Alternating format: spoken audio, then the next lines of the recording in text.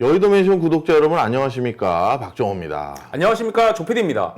형님, 지금 현 시점에서 대한민국에서 가장 뜨거운 이슈 두 개가 있습니다. 뭐야? 첫 번째는 비트코인이고요. 두 번째는 이제 아무래도 부동산이에요. 아, 그렇지. 예, 근데 현 정부에서 이 다주택자들이라든지 투기 세력들을 거의 때려잡을 기세입니다. 이거 어떻게 봐야 되는 거예요? 자, 너 진짜 근데 와, 정확하게 네가 워딩을 이해하고 있구나. 네. 사실 네가 그 질문을 하니까 오늘 꼭 말해야 될 중요한 맥락이 있는데 많은 사람들이 오해를 하는 게 있어. 뭐냐 하면 상대방의 말을 어떻게 해석하고 받아들이느냐, 이게 굉장히 중요하거든. 네. 그런데 특히 그걸 명확하게 해석해야 될 때가 두 개가 있는 것 같아, 내가 살아보면서. 네, 두 개. 하나는 연애할 때. 연애 중요하죠. 상대방의 그 발언을 자꾸 연애하다 보면 나는 그 사람을 벌써 마음에 들어 하니까 확대 해석할 수가 있잖아. 그렇죠. 그러다 보면 자칫 잘못하면 결례하기가 딱 십상이라고. 저는 사실 누구님이 저를 좋아하는 줄 알아서 이제 오늘 사귀자고 말씀드리려고 했는데, 제가 너무 성급했네요. 죄송합니다. 뭐라든가. 네. 이렇게 된단 말이야.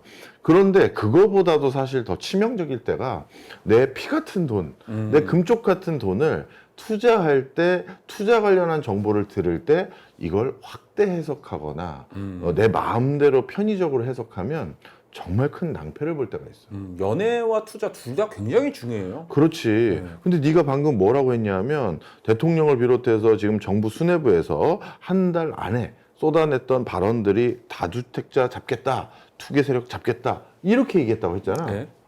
바로 그게 정확한 워딩이라는 거야. 네. 그게 무슨 소리냐면, 내가 요즘 라디오나 어디 다른 방송국을 나가잖아? 그럼 나한테 이렇게 물어보는 사람이 있어.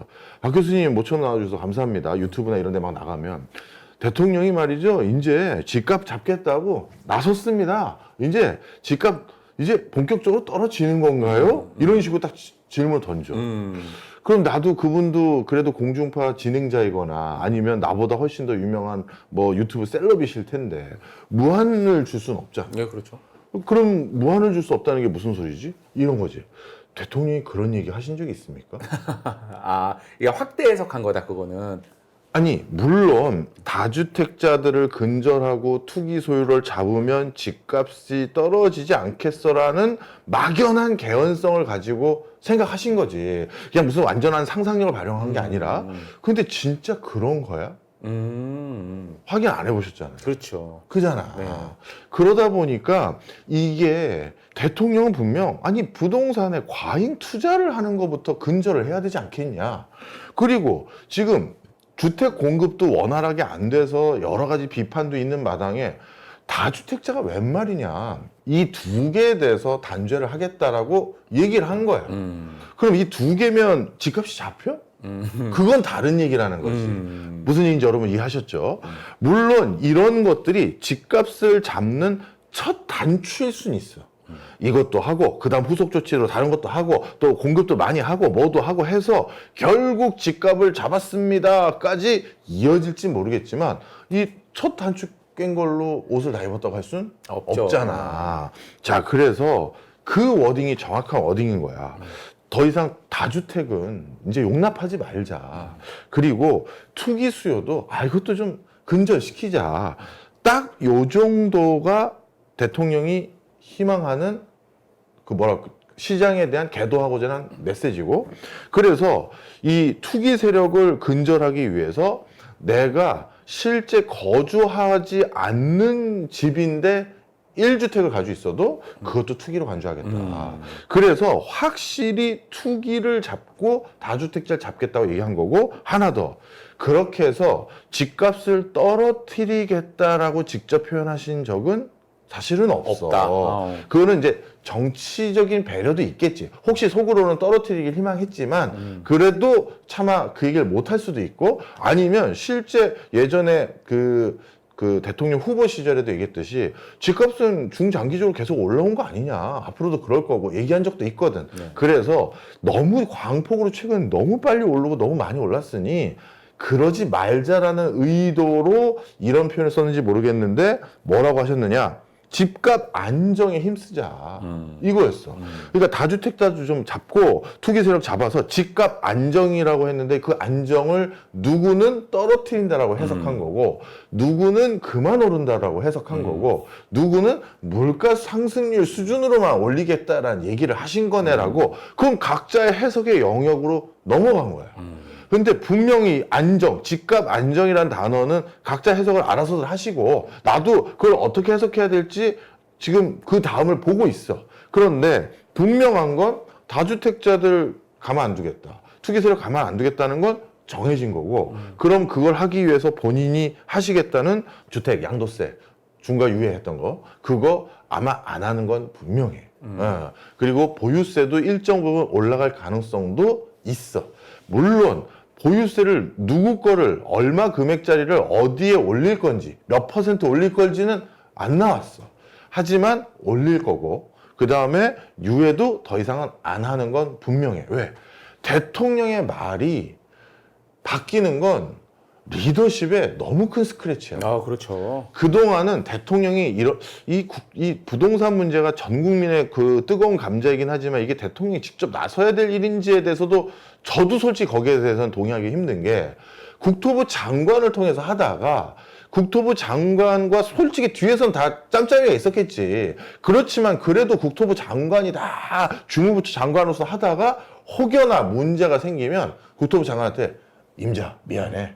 내 임자 손절해야겠어. 그래서 아니 국토부 장관을 그동안 믿고 맡겨놨더니 일을 이 지경으로 만들었네요 하면서 본인은 살아야지. 아, 그렇죠. 국가의 최후의 보루 아니야. 지존이죠, 지존. 지존인데 거기에서 국토부 장관과 같이 나락으로 가는 게 국가에게 도움되는 건 아니잖아. 그렇죠. 그럴 때 손절치기 위해서라도 본인이 직접 이런 강한 메시지를 던지기보다는 국토부 장관을 통해서 해야 되는데 어쨌든 본인이 그 정치적인 이유랑 그런 맥락은 내가 모르겠지만 총대를 맨 거야. 그러면 이건 안 할 수가 없는 거야.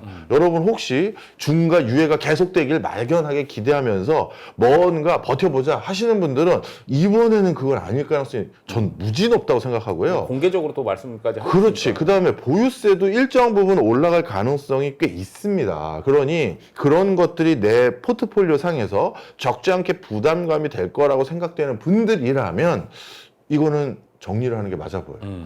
죄송하지만 저도 대통령이 이렇게 강경하게 진짜 한 1, 2주 만에 돌변할지는 정말 저도 몰랐습니다. 이거 진짜 저도 몰랐어요. 분명 여러 맥락에서 얘기한 게 있었단 말이야. 그것도 벌써 리더십의 스크래치를 낸 거거든. 본인이 말을 바꾼 거잖아. 대통령 후보 시절부터 초기부터 세금으로 부동산 때려잡는 거 이게 언제까지 이걸 할 거냐 이런 논조로 계속 얘기했다고. 그런데 이걸 바꾼 거란 말이야. 그러다 보니까 또 바꿨는데 또 말을 바꾼다? 이거는 말이 안 되는 거야. 적어도 리더십에 대해서 어떤 걸 지향해야 되는지를 명확하게 아는 분이 그래도 대통령인데 그럼에도 불구하고 이 길을 선택했다는 건 배수진을 친 거야. 자, 그래서 뭐를 할 가능성이 있다? 다주택자 잡는다, 투기 세력 잡는다, 이 두 개를 하겠다라고 했지. 이걸 또 함부로 집값이 떨어지는 대전조다라고 해석하시면 그거는 조금 해석을 해보셔야 되는데 그럼 박 교수님 이 조치 가지고 집값이 그럼 박 교수님은 꼭 떨어지지 않을 수 있다라는 얘기를 지금 하고 계신 겁니까? 했을 때 저는 이 두 개 조치가 사실 아직 구체적으로 숫자가 나온 게 없어요. 대통령이 왜 숫자도 안 나온 상황에서 이걸 했는지 모르겠지만 보유세를 얼마 정도 수준으로 어느 범주까지 어느 주택까지 올릴지 우리가 아직 모르잖아요.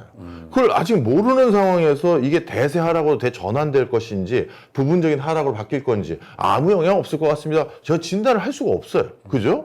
아직 보유세 내용을 발표한 게 없는데 제가 어떻게 그걸 함부로 추측을 합니까? 그 다음에 대신 분명한 것은 다주택자 그 양도세 중과 유예는 사라졌기 때문에 그거에다가 약간의 보유세 인상이 어느 정도 있을 거라는 가정 아래 그래도 예상할 수 있는 몇 가지 흐름들이 있어. 양도세, 중과세, 유예 다시 유예 안 한다, 다시 중과세 부여하겠다. 이게 2년 단위로 거의 반복돼 왔거든. 그러다 보니까 그 과정에서 있었던 과거의 현상이 있어. 그걸 보면 이번에도 어마무시한 정도의 보유세 인상이 아니면 지난번과 비슷한 흐름으로 갈 가능성이 있기 때문에 네. 지난번의 맥락을 좀 설명을 해줄게. 일단 종료 직전 중과 유예 종료 직전에 어떤 일이 있었느냐? 막차 매물이 나와. 막차 매물. 나는 진짜 이제 이 세금 중과 유예 이거 안 해주면 난 이 건물 투자해 놓은 거, 이 아파트 투자해 놓은 거, 이건 나에게 의미 없어. 나 못 버틴다. 난 던질랜다. 네. 어차피 이 정권 언제까지 최소 가는데 난 그 안에 급전 필요한 것도 있고, 솔직히 그 다음에 내가 뭐 해야 되는 것도 있는데 이참에 난 던질랜다. 판단한 사람도 있어. 그리고 거의 대부분 다 대출 끼고서 사잖아요. 그렇지, 그것도 있고. 그래서 막차 매물이 나와. 그건 분명한 사실입니다. 그리고 막차 매물로 그 주어진 기간 안에 이걸 털어야 되다 보니 분명 시세보다 낮게 매물을 내놓습니다. 따라서 정말 신혼부부라든가 이제 정말 내 집 한번 장만해 볼까 고민하시는 분들이 있다면 이렇게 막차 매물 던지는 것들 중에서 시세보다 많게는 정말 막판 되면요. 많게는 진짜 15% 가까이 싸게 던지는 것도 있어요. 그러니까 그 막차 매물을 잘 이용하면 저가 매수할 수 있는 기회는 있으니 실수요자분들은 진짜 한번 노려봄직 하시고요. 자, 그 다음에 종료 직전은 막차 매물들 때문에 시세가 조금 떨어지는 듯한 분위기 이런 게 있어. 그러면 종료를 했어, 드디어. 네. 유예 이제 끝. 이제 세금 이제 니네 온팡 뒤집어 써야 돼. 이렇게 되면 그 다음 무슨 일이 일어나느냐? 여태까지를 보면 전부 거래 절벽이었어. 어차피 이걸 판단한 거지. 내가 이번 유예 기간 동안, 남은 기간 동안 털 사람들은 그 직전까지 다 턴 거야. 그러니까 막차죠. 그렇지. 그리고 종료가 된 뒤에도 그럼 들고 있겠다는 사람들은 난 끝까지 가보련다. 나는 이 길을 끝까지 가보련다. 이거야. 선택한 거죠. 선택한 거야. 그런데 이 목소리도 솔직히 만만치는 않아. 왜? 내가 앞서서 말했잖아. 중과 유예, 다시 중과, 다시 중과 유예, 이게 2년 단위 왔다 갔다 했다고 했잖아. 네. 그러다 보니까 그러면 예전에 중과 유예 더 이상 안 하겠다고 다 던진 다주택자들이 있었겠네? 네, 그렇죠. 그 다주택자들은 지금 피눈물을 흘렸겠지. 학습이 된 거예요, 이제. 그 사이에 집값이 엄청 올랐잖아. 그렇죠. 그때 내가 왜 그걸 그냥 세금 걱정 때문에 그 정책 때문에 다 던졌지?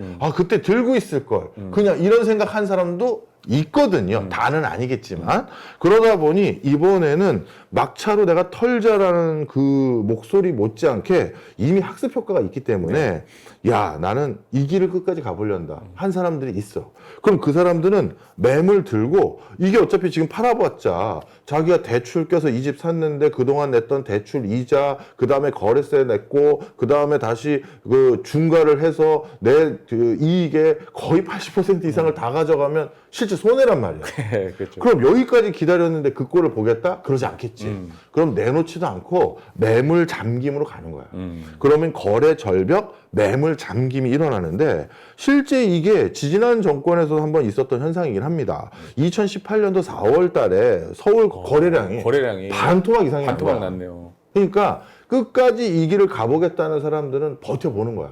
왜? 어느 정권이 천년 만년 가는 거 아니다라고 생각하는 사람도 있거든. 5년만 버티자. 자, 그러다 보니 지금까지 두 단계를 말씀드렸어요. 종료 직전에 막차 매물 나온다. 종료 직후에는 거래 절벽과 매물 잠김이 생긴다. 자, 그러면 어떤 일이 생기냐면 이 막차 거래 이후 거래 급감 매물 잠김이 생기니까 그 뒤에 있었던 현상이 뭐였느냐?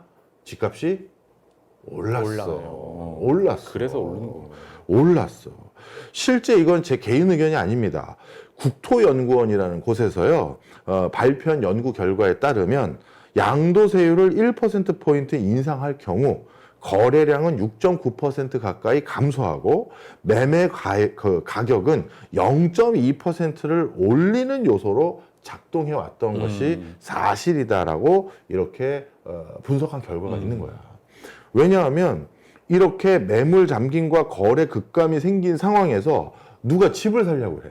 대표적으로 이런 정도로 억압을 하고 있는 상태에서 집을 꼭 사겠다는 사람들은 레알 실수요자일 경우가 많아요. 네, 그렇죠. 예를 들어 이런 거야. 우리 사돈이 만만한 집이 아닌데 내가 우리 아들 장가 보낼 때 집도 못 사주고 보냈다간 이거 성혼이 안 될 것 같은데 안 되겠다. 여보, 우리 저기 그동안 모았던 이거 다 깨고 못 깨서 우리 아들 집 하나 사줘야 돼. 이거 안 되겠어. 이건 실수요자잖아. 그렇죠. 그런데 여러 집들이 옵션이 있고 선택지가 많을 때는 한 계약금이 아니 계약금이라 단돈 3천만 원에 좀 깎아주세요. 이렇게 되는 가능성이 있잖아. 그렇죠. 예. 근데 시중에 나온 매물이라고는 애들이 살겠다고 적합한 동네 몇 개 없어. 그럼 어떻게 되는 거야? 그 뭐 사야 되는 거죠. 사야 되는 예. 거야. 그런데 운 나쁘게 그 신혼부부 막 집계약하던 그 시점에 다른 애도 찾아왔어. 그러면 제가 3천 더 드릴게요. 아, 저쪽에 3천 더 준다는데. 아, 5천. 이렇게 되는 거야. 그렇죠. 하여튼 이런 일들이 생겨요. 그러다 보니까 지금까지 있었던 사례들을 종합한 국토연구원의 연구 결과는 소소한 금액이라 할지라도 매매 가액을 0.2% 올리는 요소로 작용해왔던 것이 불편한 사실이에요. 자, 그러면 내 집장만 하는 사람들은 그렇다 치고 전월세 사는 사람들, 네. 이런 조치가 있었을 때 전월세 시장에는 어떤 영향을 줬느냐? 자, 일단 전세 공급이 줄어들어. 예. 이렇게 양도세 중과 유예를 중단하면 그리고 다주택자들을 잡겠다라는 추가적인 규제를 하면 그러면 전세 공급이 줄어들고 네. 전세를 월세로 전환하는 비율이 높아져. 높아집니다. 그러면 이제 어떻게 되느냐? 난 굳이 무조건 전세를 살아야겠다는 사람도 있잖아. 네. 매달 월세 내기 싫어서. 네. 그러면 그 전세를 살겠다는 사람들은 많은데 전세 물량이 줄어들면 전세 가격이 올라가지. 올라가겠죠. 네. 상대적으로 올라가는 네. 거잖아. 아, 당신 말고도 지금 여기 전세 찾아온 사람이 이번 주말 3명이야. 네. 요즘 실제로요, 전세는 부동산에서 2팀씩 데리고 다닙니다. 거기 집 보러 같은 시간에 지금 같이 오시기로 한 사람이 있어요. 왜냐하면 그래야 부동산도 계약을 빨리 할 수가 있잖아요. 그렇죠. 일부러라도. 그런데 진짜 2팀 해서 자, 다 보시고, 다 보셨죠? 그 다음에 또 바로 30분 뒤에 2팀 또 데려가. 거의 뭐 배틀 붙이는 거네요. 그만큼 전세가 많이 줄었어. 좋은 동네는. 그렇죠. 그래서 전세 공급 줄어들면 당연히 집주인이 전세 금액 올리는 거야. 그 다음에 또 한 가지는, 야, 이제 내가 보유세까지 좀 올린다고? 그러면 보유세를 아직 올린다, 안 올린다 정확한 숫자는 안 냈지만 대통령이 얘기했는데 설마 안 하겠어? 생각하는 사람도 있을 거 아니야. 그렇죠. 그럼 그 사람들은 전세로 하는 게 아니라 월세로 하지. 그렇죠. 내 세부담을 네. 월세로 털어야 될 거 네, 아니야. 전가시켜야죠. 전가시켜야 될 네. 거 아니야. 그래서 전세 물건이 더 줄어드는 거야.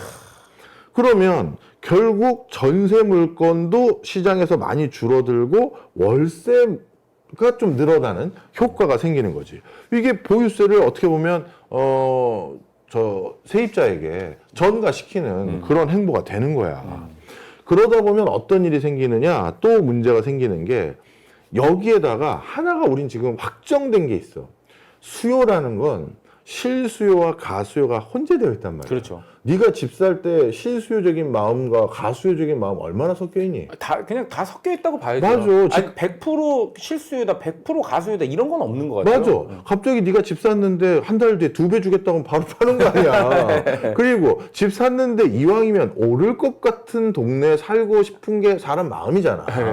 그러니까 이 두 개의 마음이 혼재되어 있는데, 그래서 수요라는 것은 어느 학자도 아주 쉽게 예측하기 어렵습니다. 그렇죠. 갑자기 집 사겠다고 마음 돌변하는 가수요들도 잔뜩 있기도 하고, 그렇지만 모든 학자들이 아주 쉽게 확인할 수 있는 부분이 공급이야. 공급, 그렇죠. 아, 지금 어디 얼마나 짓고 있고 입주 시점이 언제인지 다 알고 있는 거잖아. 호수로 나오잖아요. 호수로 나온다고. 네. 그러다 보니까 공급에 대해서는 저희가 이견이 별로 없어요. 그래서 공급을 봤더니 향후 2, 3년 동안 수도권 입주 물량이 급감해. 이건 확정적인 거잖아. 2, 3년 뒤에 입주하려면 지금 공사 삽두고 있어야 되는데. 그럼요. 이게 딱 봤더니 왜 이렇게 입주 물량이 줄었나 봤더니 인허가가 일단 축소됐고, 네. 그다음에 착공이 지연되고 있고, 공사비가 상승했어. 근데 이 지금 제가 열거한 이런 요소들은요, 단기간에 해소될 요소들이 아니야. 그럼 뭐 아파트를 뭐 레고로 쌓는 게 아니잖아요. 그럼 공사비 상승한 게 지금 인플레이션 시국이 뭐 단기간에 해결될 것도 아니고, 착공 지연되는 것들도 지금 부동산에 대한 정부의 부동산과의 전쟁을 선포한 이 불확실성 속에서 대출도 꽁꽁 싸매놨고, 그런데 이게 언제 풀릴지 모르잖아. 그것도 모르는데 무작정 삽둬가지고 공사 잔뜩 진행했다가 이거 만약에 미분양됐다. 그 뒷감당 어떻게 하려고? 돌아다니다 보면은 이게 콘크리트 채로 서 있는 그 공사가 멈춘 데가 보여요. 여기 서울의 아까 외곽지대 네. 두 동 올리는 아파트 단지 봤는데 네. 그 아파트 단지 두 동 올리는데 인부 2명이라고 있어. 그거는 거기 이제 천천히 하는 거야. 아니, 그거 이제 쌓아놓은 자재에 누가 이제 훔쳐가지 못하게 그런 지키는 건가? 분들이 있어요. 그럴 수도 있네. 공사 멈췄을 때. 그렇네. 그럴 수 네. 있겠네. 그건 내가 잘못 알았을 수도 있겠다. 난 설마 둘이 진짜 공사하고 있나. 왜냐면 내가 그 길 건너편에 스튜디오에서 촬영하러 갔는데 네. 그래도 계속 보고 있었어. 네. 그랬는데 진짜 2명이서만 있더라고. 그렇네. 자재 지키는 걸 수도 있겠다. 네. 자, 그러다 보니까 정리 한번 해보죠. 결론은요. 공급은 부족이 지금은 정해진 상태입니다. 그 공급이 부족한 상황에서 억지로 대출 누르고 신규 예를 들어서 뭐랄까요? 자금 조달할 수 있는 그 상황들 이게 자금 조달 그 어떻게 했는지 다 증빙해서 허가를 해줘야 살 수가 있는 거잖아요. 그렇게 해버렸기 때문에 정말 수요가 살지 못하게 만들어 놓은 상태에서 다주택자를 근절하고 그 다음에 투기 수요를 잡겠다. 이거 잘못됐다는 게 아니라 이것도 해야죠. 이거를 반대하는 학자는 아무도 없습니다. 투기 수요가 어디까지냐 이거에 대해서는 오늘 너무 기니까 일단 차지하고 완전한 투기 수요들 알박기, 상가 분할, 다운계약서 온갖 편법이 난무하단 말이야. 그런 것들 그다음에 뭐라고 돼? 허위 매물 이런 건 다 잡아야죠. 그걸 누가 반대합니까? 그래서 그거 잡고 다주택자 잡아서 부동산을 점점 투자의 대상으로만 생각하는 분위기가 높아지는 건 맞겠다는 건 대찬성인데 후속 조치가 만약에 원활하게 진행되지 않으면 아까 말씀드렸던 여러 가지 요인들로 결국 집값은 어떻게 될 것이냐. 자, 당분간 2, 3년 동안 거래 절벽입니다.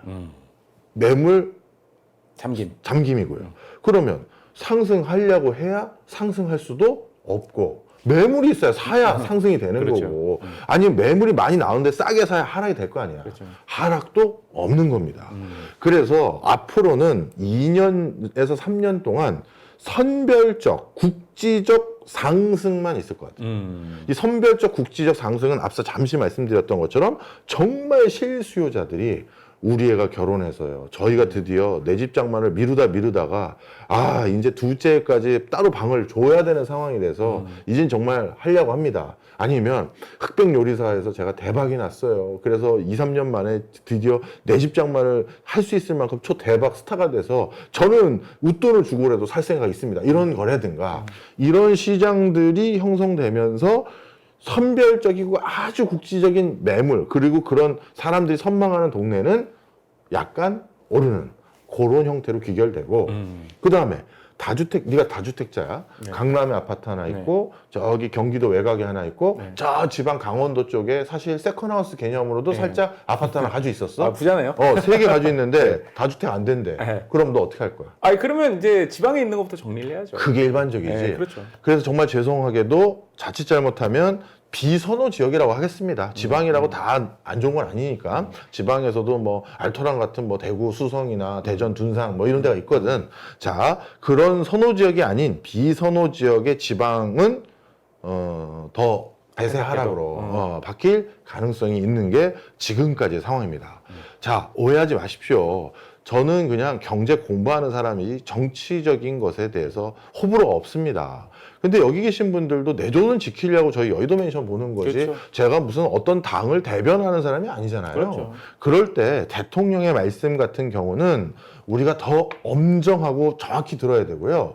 옆에 참모진이 스피치할 때 물론 이건 리더십의 스타일에 따라 달라. 노무현 대통령은 워낙 그 발언을 자유롭게 하는 스타일이기 때문에 참모들의 원고 없이도 막 그냥 1시간 스피치 하시고 하기도 하고 하는 사람이 있고 오히려 참모들이 원고를 다 꼼꼼히 써줬는데도 그것도 제대로 못 읽는 그런 대통령도 있었고 네. 그래서 또 양쪽 다 문제가 생긴 적도 있어. 네. 그런데 하여튼 뭔가 발언할 때 자기 발언의 무게가 얼마나 일파만파 커지는지 잘 알기 때문에 굉장히 정제된 단어들을 많이 쓰는 경우가 일반적인데 네. 그 일반적인 정제된 단어로 분명 얘기한 거는 다주택자 잡겠다고 얘기한 거고 투기 수요를 근절하겠다고 얘기해서 먼 중장기적으로 부동산 시세를 안정하는 첫 단추를 깼다라고 하신 거지 당장 그럼 뭐 이번 선거 근처 때까지 지방선거 근처 때까지 집값 다 안정시키고 또 그 안정이 하락이라고 얘기한 건 아니다. 우리가 확대 해석한 거야.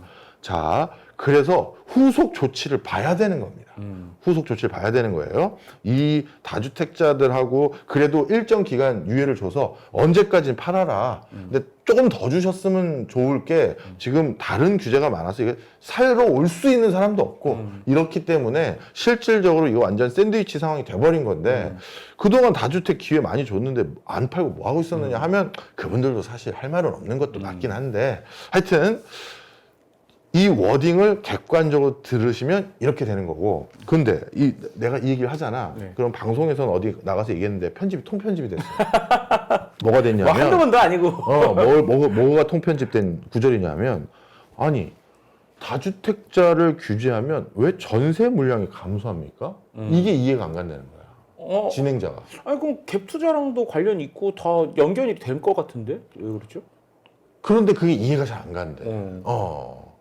자, 왜 그러냐? 다음 시간에.